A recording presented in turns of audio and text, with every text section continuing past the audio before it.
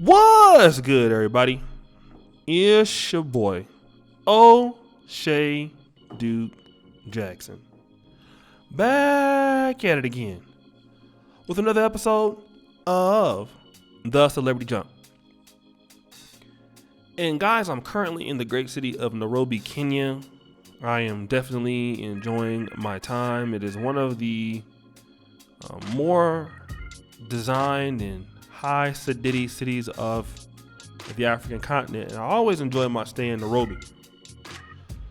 But since I've been here, I've had a chance to reflect on an individual that I knew that grew up at Macedonia Baptist Church. Now, anybody knows about Macedonia Baptist Church, it was pastored by the great Reverend C.M. Cummings initially, and then it was passed on to now the late great Reverend E.L. Bernardo, who passed a few days ago. He was a personal friend of our families and a mentor to me. But there was a preacher that was there, I will not call his name, who was a youth pastor. And he then recently became a Hebrew Israelite, which I found to be, very, very interesting, because the guy was up and coming and, was doing really good. He had the infrastructure there. He was moving up. But now he is with the Hebrew Israelite community. Now, I want to talk about this situation. Brother Kevin Wesley, who is here on YouTube, he was also a pastor and has left Christianity, and now he is practicing an ancient African religion. And what you see that happen quite often, if you look at even the Elijah Poole, we know him as Elijah Muhammad. He left Christianity as a person who had aspirations of, Baptist preaching, became the founder of the Nation of Islam. That was also true with Malcolm X to a certain degree. But, why are black men leaving the, Christianity or the Protestant faiths? And why are they going to atheism or even Islam or Hotep, 5% Nation? The reason why I believe that this is not necessarily because of religious ideology. Now, it is true that people who practice Christianity probably don't read the Bible a lot, so they're not very well versed. So when you come to religious debates, let's say, for example, if you don't really know the scriptures and you come to religious debate with somebody from the Nation of Islam that does know the Bible probably more than you, or even a person that's an atheist, it's going to be hard to defend the scriptural context because you're just not laced in the scriptures like that. But even then, I don't think that's the case. What I believe is because there's holes in any religion, in their thought processes. Islam, there are holes. Christianity has holes. Nation of Islam, to me, has many holes. Islam has holes. There's certain things that, if you ask a person, it's hard for them to defend it.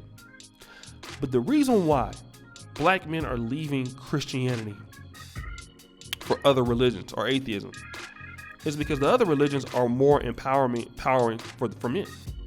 All right. If you look at Brother Kevin Wesley, there's restrictions on Christianity, which, let's say, for example, would not allow one to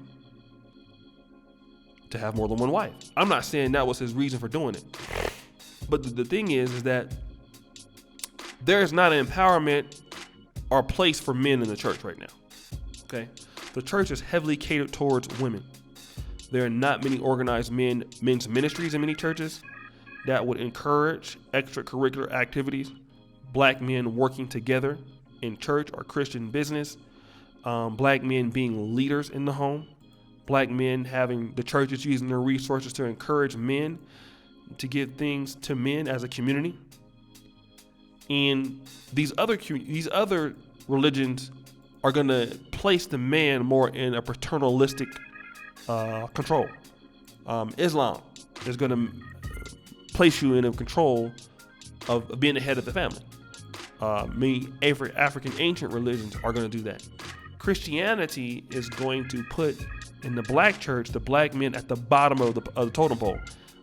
Now Christ will say that the man and that the husband is the head of the house, but the preacher won't preach that. The preacher will preach against men. The preacher will even be for sometimes, and you ain't see with the Catholics right now, you see that the church is merging towards a lot of acceptance from the LGBT community, and you're seeing those people being more catered to in certain aspects than even heterosexual black men, which leaves heterosexual black men out of the equation. So heterosexual black men are feeling left out of the black church experience as the church continues to go more liberal, as it is becoming accepting of things, controversial policies. Black men are going towards places that will empower them as a group. And the Hebrew Israelite community is one of those places. You can talk about them and you can say that you don't agree with Hebrew Israelite, the way that they do things, the way that they talk to certain people.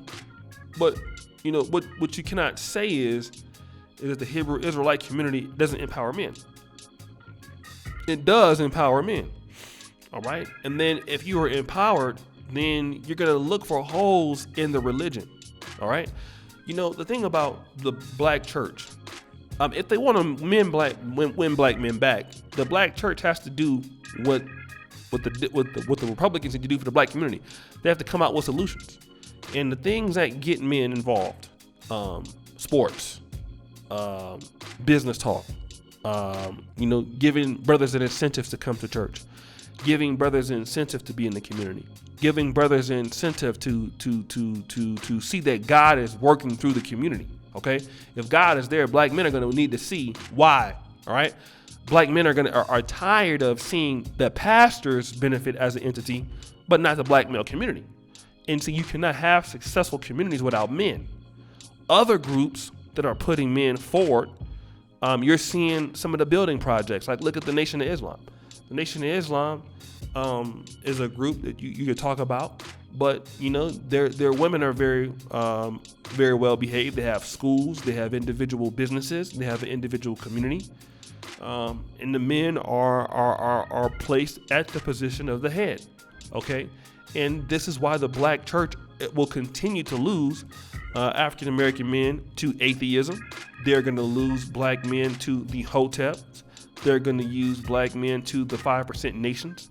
They will lose black men to the Nation of Islams. They will lose black men to different sects of Hebrew Israelite ideologies, North American Moorish. You're gonna lose because men are basically being bastardized in the black church. Okay, men are looked at as second-class citizens. Their input's not as needed. All right, and guys are not going to go to places any longer in the black community where they're just looked at as second-class citizens. I think it's a long time now that black men, heterosexual black men, have been looked at as second-class citizens for many years. And if you even look at it right now, like why are black men going to Brazil's? Why are black men going to Dominican Republic? And in that matter, why are so many black men interested in coming to Africa right now? I can tell you why.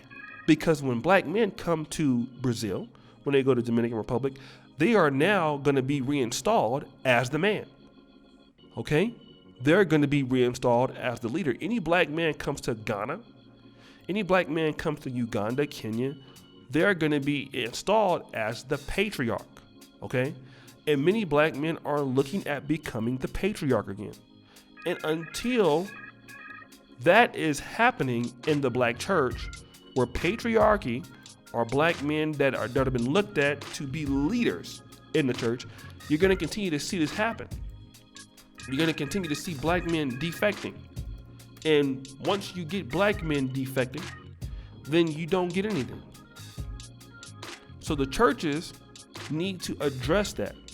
Provide more opportunities for men. Provide more opportunities to win them into the church. Provide more opportunities for black men to come in and build.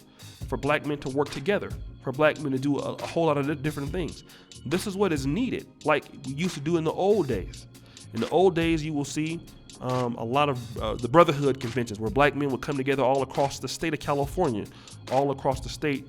Shout out to people like Deacon Boatwright, who used to work with black men in these Christian households. And these brothers would get together. They would have communities. They would do certain things, have certain lodges. And a lot of brothers benefited off of that. There was a lot of economies and things going on from there. And when you rob black men of that opportunity because something is there for them, then you're not going to get that. All right?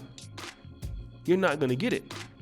And this is the problem in which we're seeing right now in these situations. So I just want brothers to understand that. I want brothers to get that.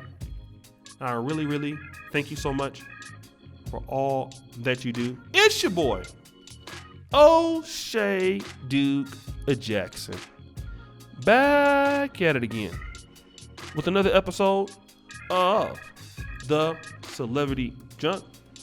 Subscribes, hit the bell. I really appreciate you for all that you do.